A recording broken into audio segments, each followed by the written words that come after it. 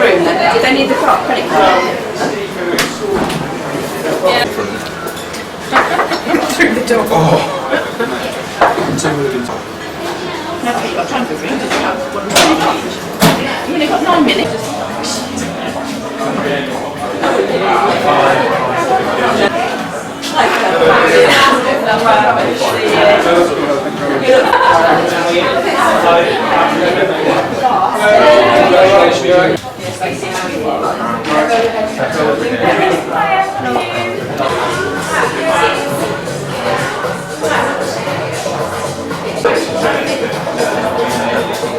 Oh, he's filming.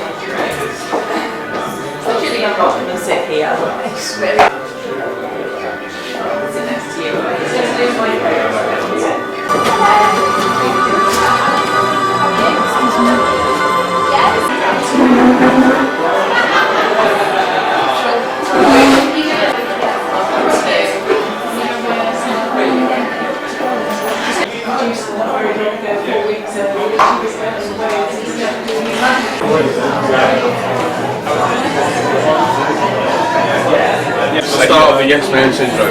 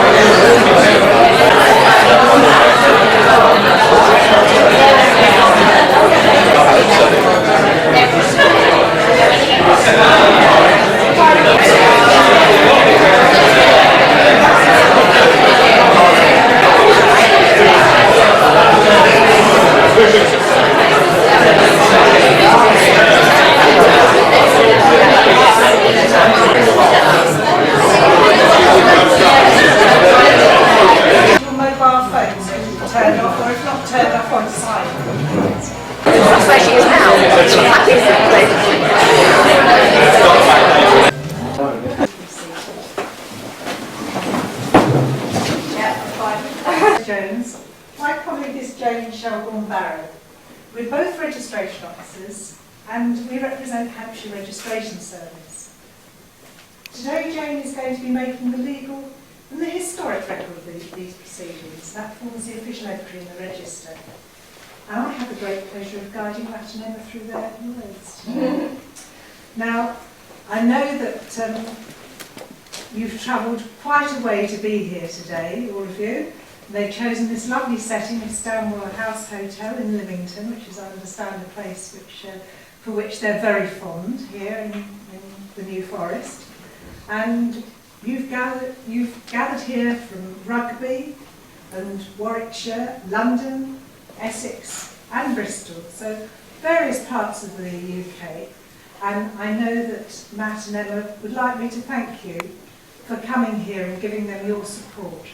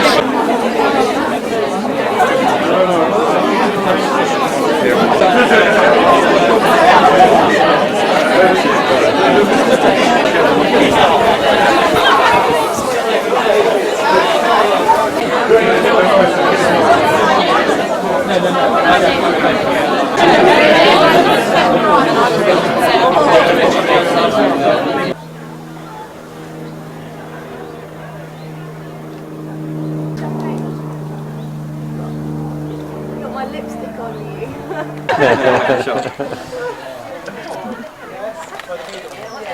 Thinking. I know.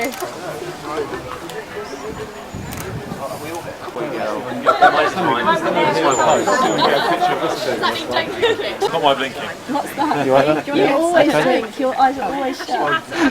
Don't stand in. We were posing over there. I don't know that's what they are, because that's not what they've been doing. Oh, right, go and get rid of the Russians and tell them. That's right.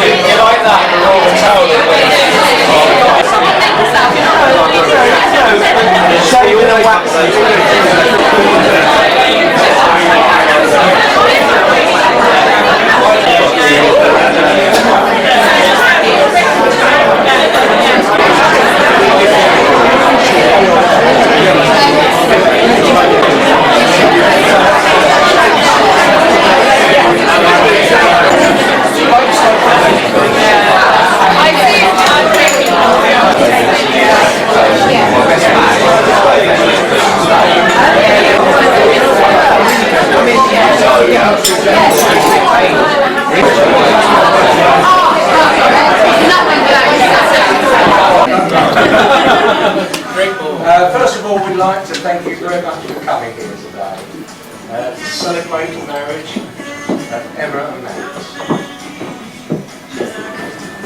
I know many of you made a long journey, but your presence here is very important to them on their special day, so thank you again. Emma and Matt have organised everything so well, and we really appreciate all the hard work that has gone into it to make it such a superb day. And we'd like to thank the bridesmaids, the best men and the ushers who have made everything run so smoothly. We'd also like to say a special thank you to Martin for his help, and especially as he's having to cope with Emma staying with him while Emma at that house. We know exactly what he must be going through.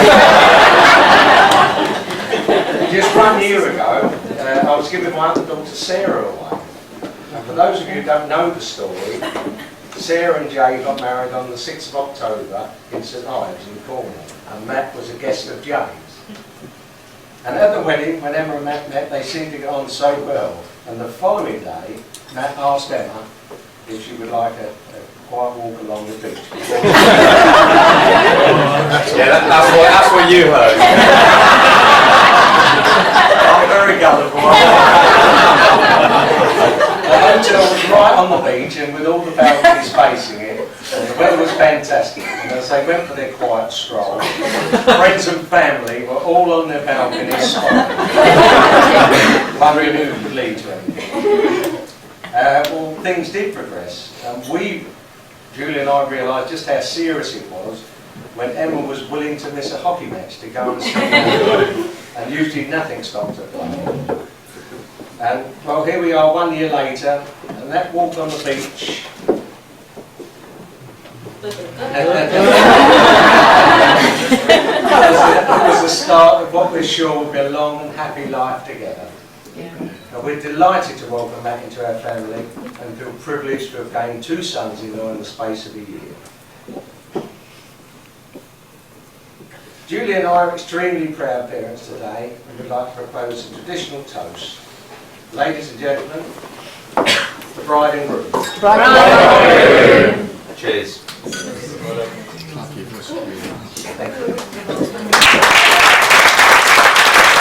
Today, and I'd just like to say a few thank yous.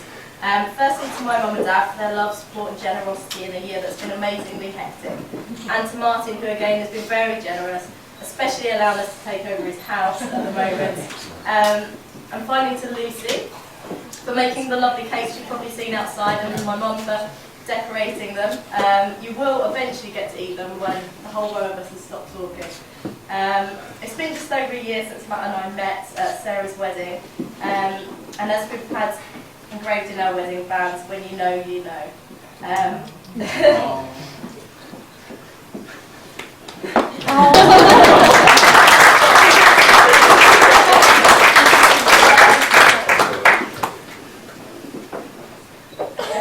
Deep breath. Somewhat weird.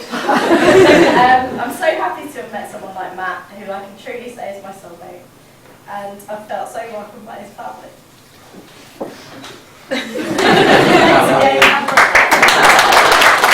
Winston Churchill once famous. My greatest achievement was my ability to persuade my wife to marry me. I want to welcome you all here. Thank you for coming and making the wedding of my son Matthew to Emma such a happy and lovely day. And a special welcome to Emma's mum and dad, Julie and David, Emma's sister Sarah, and Jason. Now, in 2006, my daughter Helen got married. Now I had to make a speech. In 2007, my daughter Amy got married, and I had to make a speech. And I thought, well, that's it. No more speeches, thank goodness. But on reflection, I thought, why should my son escape scot-free? But I am not going to make a speech. What I am going to do is to pass on a few words of wisdom from famous and not so famous people. Some of them are humorous, some of them are quite cynical and not taken too seriously, and some of them are actually quite wise. I'm just going to share a few of these thoughts with you. Right. When a man says, we have to talk, the woman hears, but we have a nice conversation. When a woman says, we have to talk, the man hears, will the defendant please rise?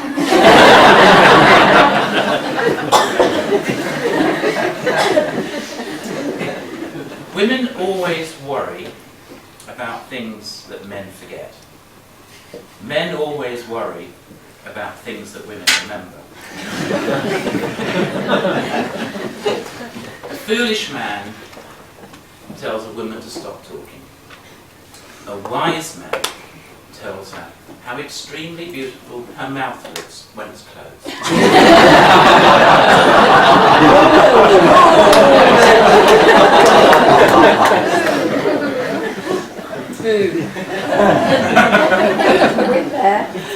No matter how long a man lives, he will never be as wise as the average woman of 48. In the duel of the sexes, women fight from a battleship and men from an open raft.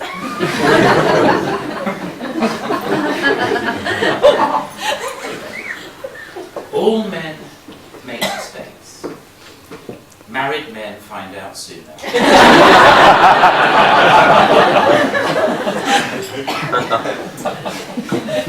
If a wife has taught her husband anything, it's this.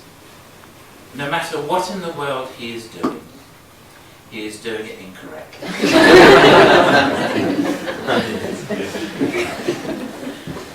Women seldom come out of a sullen spell until they're quite sure the man has suffered sufficiently.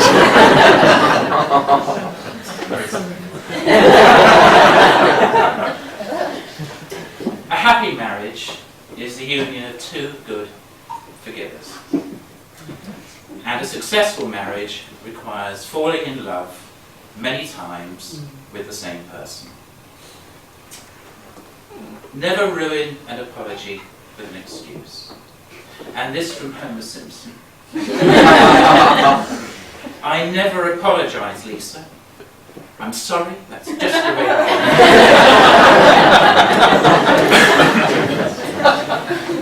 Emma, as long as you know that most men are like children, you will never.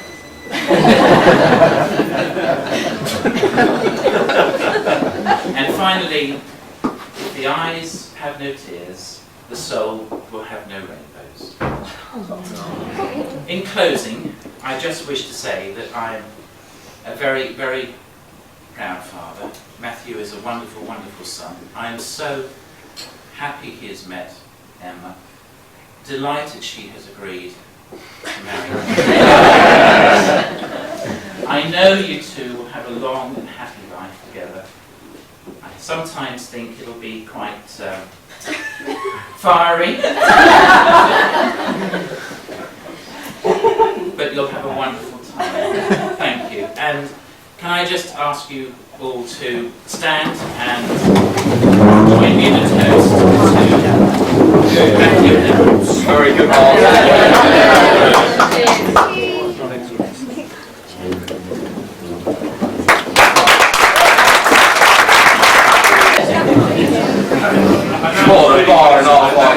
Speech.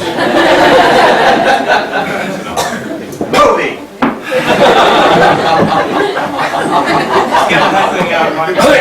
Louder! Good evening, ladies and gentlemen. The last time I was at a wedding, about 3 weeks ago, I was actually a best man. I feel like I've moved from the jury to the witness stand. I'd just like to assure you all that I'm not going to stand here for the next 10 minutes making stale wedding jokes. I'll leave that to my two best men. Right, well, on behalf of my wife and I,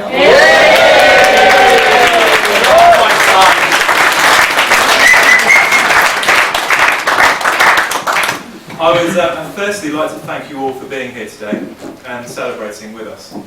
I know that many of you have travelled a long way to be here today and have taken a day off work. It's very touching. It's very touching to look across a room full of our closest friends and our families, and it's very humbling. I can honestly say it would not have been the same without you, just a damn sight cheaper.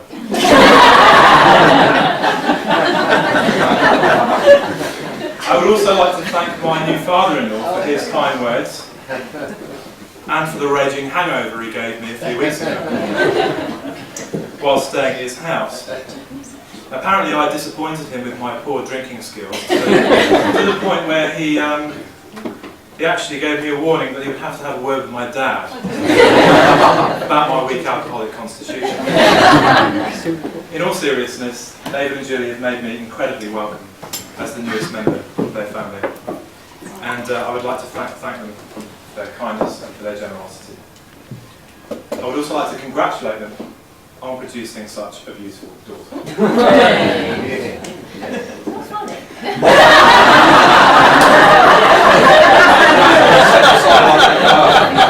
A small gift, Graham, do the honours for me? That was nice. It's a DB no. Thank you very much. Thank you.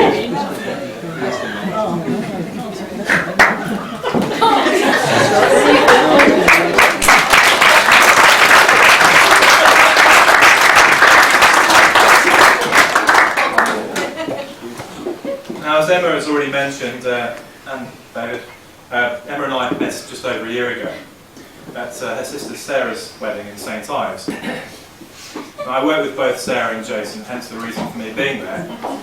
And I've never really made up my mind about whether or not there is such a phenomenon as fate until that wedding, but I'm now a firm believer.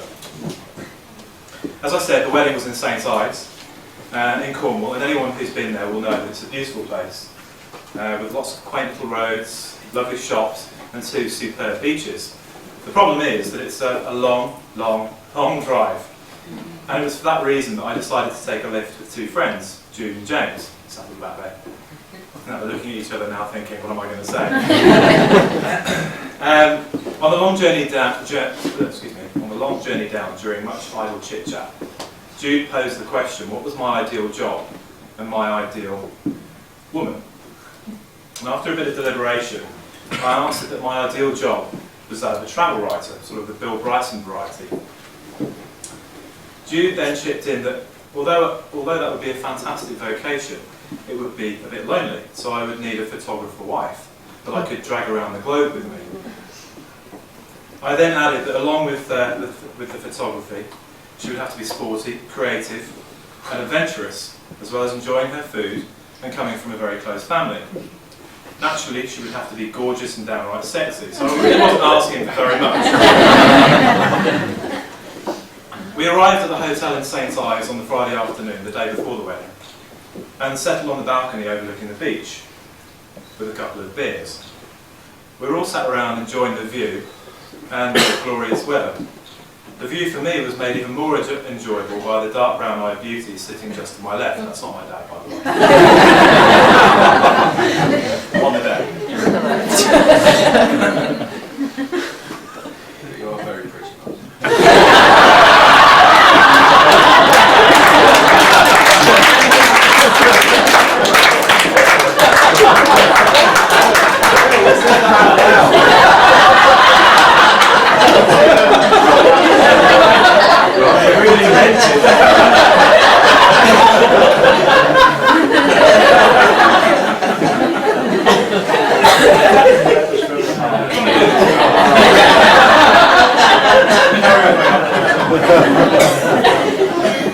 Now, I knew this dark-eyed beauty was Sarah's sister.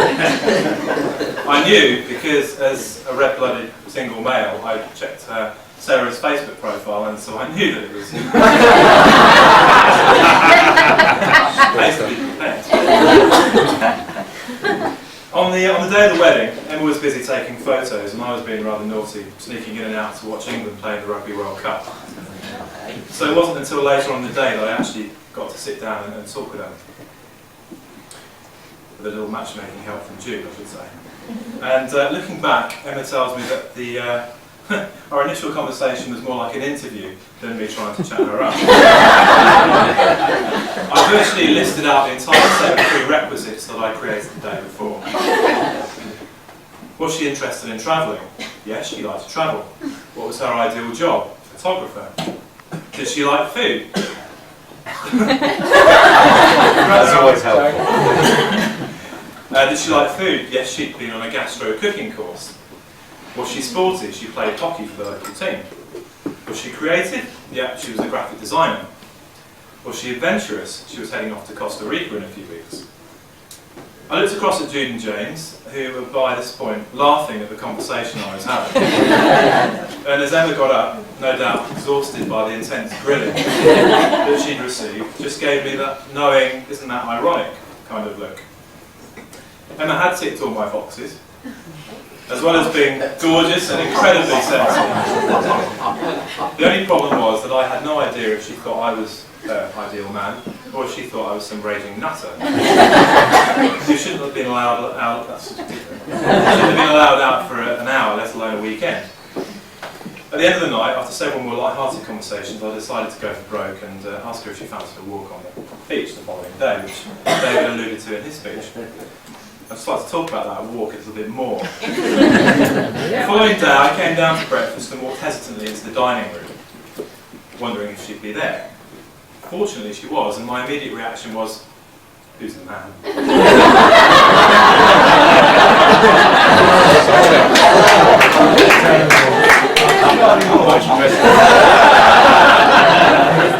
Before realising that she had already finished her breakfast, so was either down there trying to make a speedy getaway, or she was possibly keen. Now, we'd been walking along the beach for a few minutes when I had an overwhelming sense that we were being watched.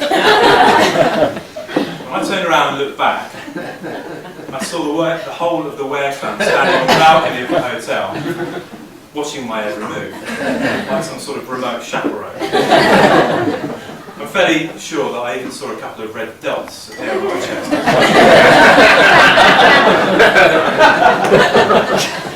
During our romantic walk, Emma decided that she would like to climb up the cliff face, and after scrambling over a few large boulders, got herself into a difficult and rather awkward position, whilst attempting to get slightly higher.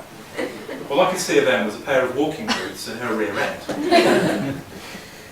At which point she cooled down and said, "Well, give us a shove then." I knew then and there this was the girl for me. It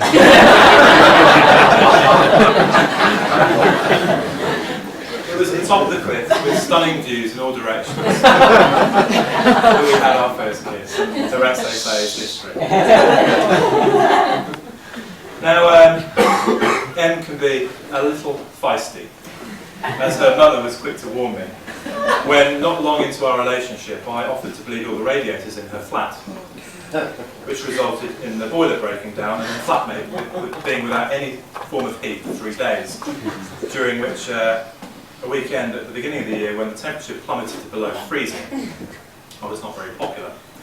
But with a little encouragement from Julie, I weathered the storm and I'm still here to tell the story. Em made the long journey north to live with me earlier this year, and I say north with an air of sarcasm.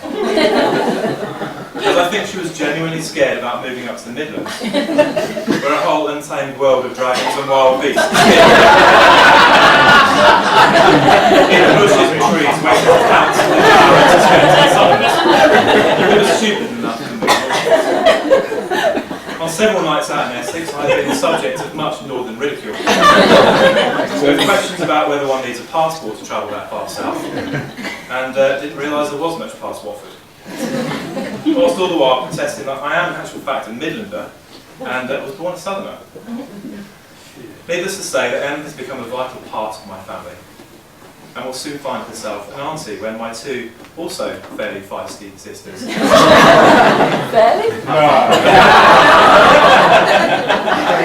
give birth in December and January. There is so much to look forward to after what has been a very tough couple of years for my family, with the loss of my lovely mum. And if I could have one wish on this perfect day, it would be that she was here to witness Emma and I getting married. I know she would have loved them, and I know that she would have been over the moon that I had found such a wonderful girl. My mum always made her opinions known, and would fight her corner vehemently. This is a quality that Emma possesses in abundance. I might not always like it, but being fairly opinionated myself, it keeps my feet on the ground and makes our relationship stimulating, challenging and ultimately strong. My mum would have been very proud of her new daughter-in-law. I would just like to propose a toast To absent friends and loved ones. Yes, Matt. Cheers.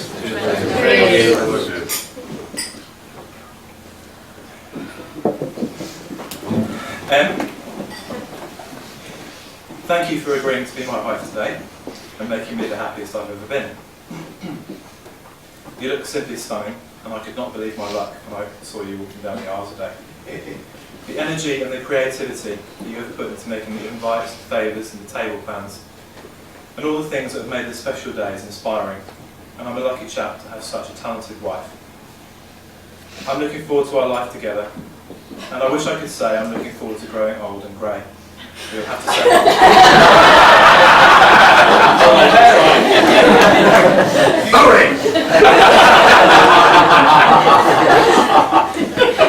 Before I leave you to my two best men, Sam and Joe, I would just like to say a huge thank you to Ali and Lorraine, the two bridesmaids.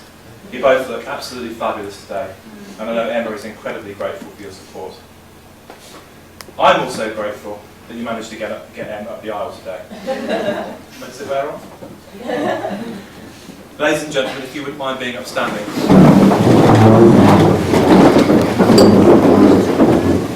Bridesmaids.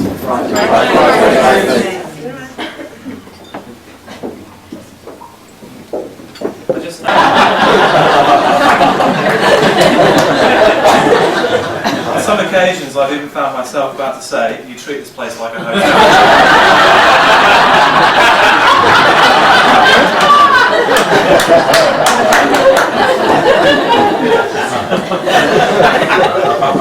In all seriousness, thank you, Dad, for your generosity and your never-ending support. We have a small liquid gift for you.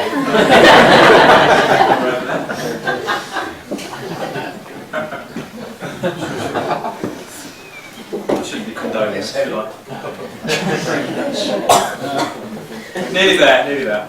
I would like to thank my ushers, Phil, Graham and Albie, for carrying out their duties today. Even Phil, who left half an hour and then decided that he had forgotten my sister's dress and had to go all the way back.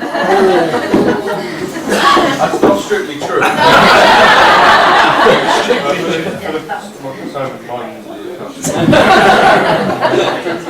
They all perform their jobs superbly. And if I could Do I need to?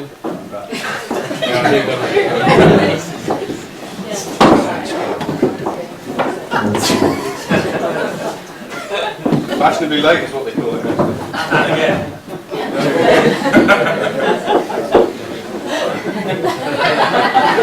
Very, very nearly there. Emma and I would also like to commend those of you who brought along your pumpkins today. They will be lit up later on. They look absolutely awesome. I know it's slightly unusual to have a pumpkin carving competition at a wedding, but given the day we thought it would be good fun. As I understand it, some couples have even taken the decision to carve one each, so hot has the competitive spirit been. We will be judging, but I can assure you that bribery will be taken very favourably. Just before I finish, I'd also like to say thank you to Victoria and Robert and their staff at Stanwell House here. They've done a fantastic job, and if we could just give them, I know they're not in here, but a small round of applause.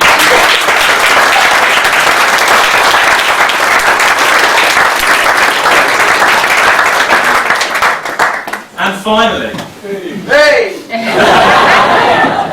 before I leave you to these two fine gentlemen, I think I'd like to thank my two best men, but I'm not sure. I should do that before they've completed the task. I've been a best man to both of these fine gentlemen in the past, Sandy only a couple of weeks ago. They are my closest friends and have been present at my finest hours and my not so finest. I'm sure they will tell you all that sorry, I just missed mine. After all that, I missed that.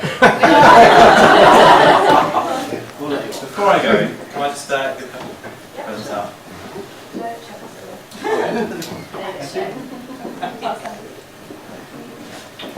Now, all I can say is, don't believe a word of it. None of it is true. And don't be sucked into their twisted web of lies. Sandy and Joe.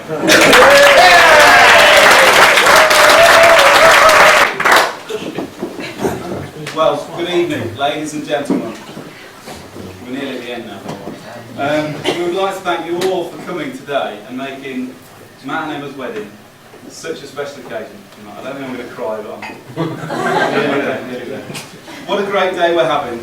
The weather's been good. A bit cold, but okay. The food was fantastic. I think you'll all agree. Really nice. And even Matt scrubbed up well. And don't worry, Matt, because we've had some professional advice on this speech from Russell Brand.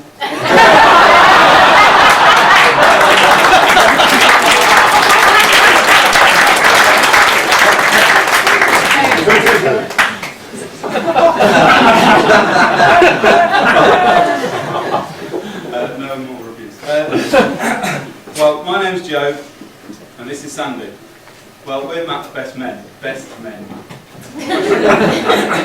Well, Matt was best man at both of our weddings as well, in which he took the opportunity to make lots of cheap jokes at our expense. So now we have the right to reply.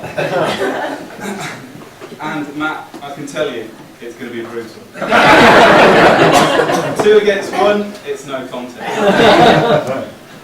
Matt, I'd like to thank you kind words on behalf of our lovely bridesmaids, Ali and Larry.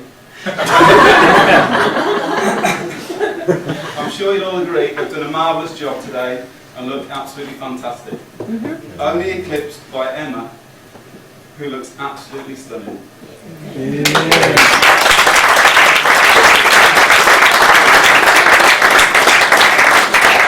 And Matt, who just looks stunning. Also, a big thank you to our ushers. Guys, you made it here sober, and you'll be going home really drunk. You feel just like the stag weekend. Awesome job, guys. Thanks a lot. Emma, what can I say? You look truly beautiful today. Absolutely stunning. Just like to echo those words that Joe's just said. And I'd also like to congratulate you on the fantastic job you've done today on organising it all. I think everybody agrees it's truly paid off, and it's been absolutely awesome so far. Particularly as Matt's contribution, like his hairline, has been sparse.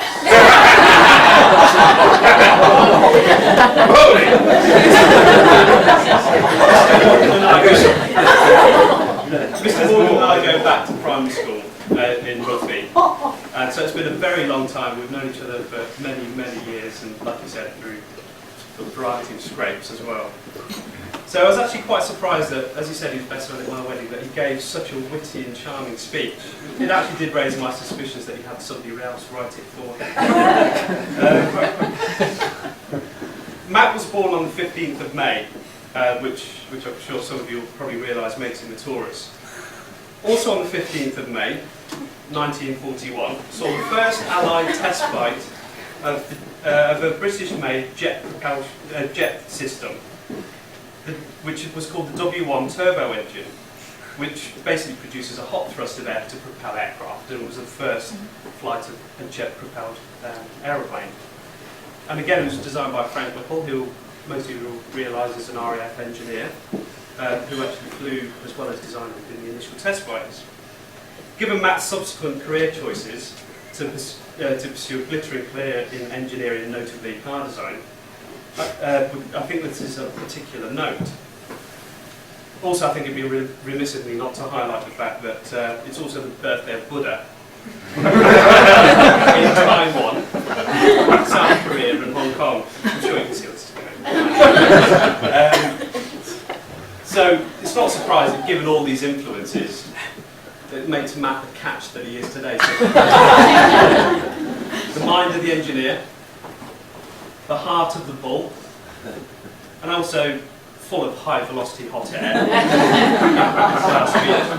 All beautifully and perfectly packaged in the body of a South Asian god.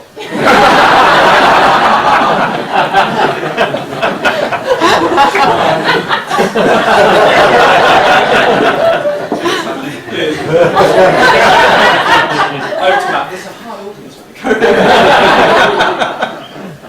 I remember meeting Matt for the first time. Matt being a young skater dude with long blonde hair and someone who enjoyed most sports. But our friendship was formed on the basis of extreme sports. first skateboarding map. A number of years later, snowboarding. To Matt, snowboarding is a wonderful sport that consists of wearing £1,500 worth of clothing and equipment, travelling 800 miles to stand around the bar and get wasted.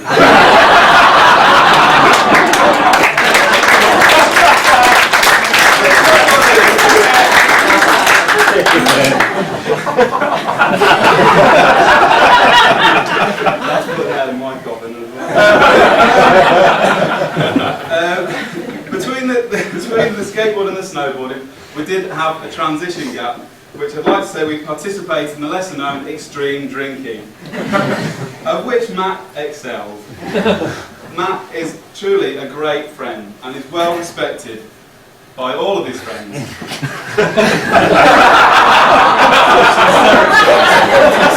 Sorry, this is the bit, alright. And well thought of by all of his friends. He's a very social person and always involves his family and friends at parties and nights out, of which Matt seems to get the most drunk. At this point, I'd like to talk for a very short time about Matt's achievements in life. Well, those that come to mind are Matt and his DIY. Again, I'd call it extreme DIY. After many years of trial and error, I think I'd say he's done it all. When I say extreme DIY, no, it's not just putting up a shelf or a light fitting. His last two efforts have taken well over 5 years, 5 or 10, and cost tens of thousands of pounds. And they've not been without their problems, I'm sure his friends and family know. Long days and late nights, leading to headaches, backaches, and lots of other aches. However, it wasn't all that good. Matt's managed to drill into his gas supply, and he's had his house flooded not once, but twice. And these are only two of Matt's great achievements in life. Now, Matt and Emma have recently moved out of his home, as Martin knows, that he's worked on for over 2 years, and are looking for a new home. So I'd like to wish them all the best in their search. And Emma, my advice is just make sure it's a new build.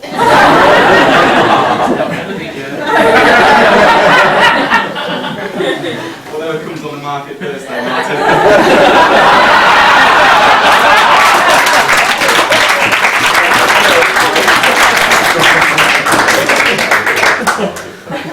Matt, after what I can say is the first date over breakfast, some months later it became clear to me, the night that Matt asked me and Sandy to be his best mate, why Matt and Emma would make a great couple. We were travelling down to stay at Emma's the night before we were due to catch a flight for some extreme drinking. So it's no Matt asked me a couple of days before we left, did I want to eat that evening? I said, no, it's okay, I'll eat with my family. Anyway, Matt turned up in the car, we packed the stuff in the car, we headed off. Casually, Matt threw in the conversation, oh, Emma's cooking tonight. I said, no, it's okay, I've eaten. To which Matt replied, no, you're eating tonight. Obviously, Matt forgot to pass on the message, and dinner was already in the oven, and I was put in a difficult position. Anyway, I turned up feeling like I was on a Japanese endurance eating trial, having 2 meals to be eaten within 2 hours. Anyway, it was dished up, and I've got to say, it was top-notch food. And it became clear to me after their first date and dinner that night that the way to Matt's heart was definitely through his stomach. Matt, please listen. These are some more advice to the ingredients for a long and happy marriage. Set out the ground rules and establish who's the boss. And then do everything Emma says. Never be afraid that Emma will leave you. She spent time training you and she's not afraid. And they say a man who gives in when he's wrong is a wise man.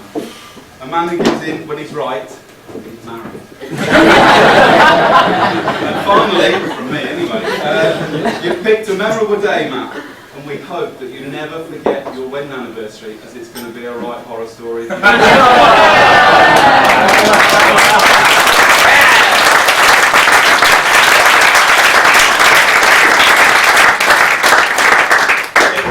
like Joe had the monopoly of the conversation there, but the reason was because Matt actually stole 2 of my stories. So yeah.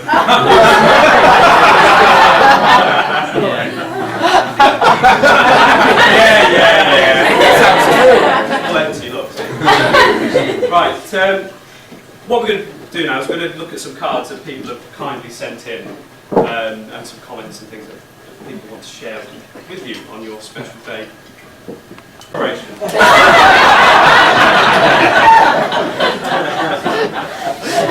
we kind of looked up some words from Boots, actually, Boots the chemist. They'd also like to wish you well and hope that you will continue with your regular Regain prescriptions.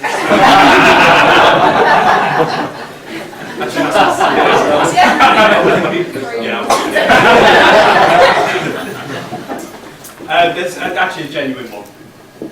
We've got one, dear Matt and Emma, many happy returns and congratulations. We'd like to express our deepest regret at not being able to join you today. However, I'm sure you appreciate that it's a long way to travel from Barbados.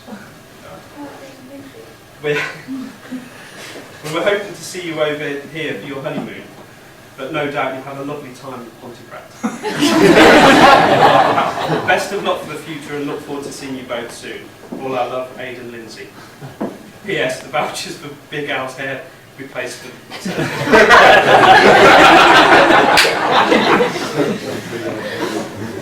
Joking aside, myself and Joe both have had the privilege of enjoying this incredible feeling that you're having at the moment when you realise that you've met somebody that you want to spend the rest of your life with. It's a feeling that you want to make the most of, and we're glad that we can all celebrate this with you today. May it long continue. We wish you all happiness in the future. It's also a wonderful thing to witness, joining together with 2 families, and particularly 2 such close families. I think it's very obvious from everyone witnessing this that it's going to be quite successful in the 2 families as well. I'd like to finish up basically by saying that it's been a great honour for us to be best men today. On behalf of the bride and groom, I'd like to echo all the kind words that everybody has said, and for allowing us all to share and enjoy this special day. So, ladies and gentlemen, it gives me immense pleasure, and not only that, but just I'm relieved as well, to invite you all to be upstanding, raise your charter glasses.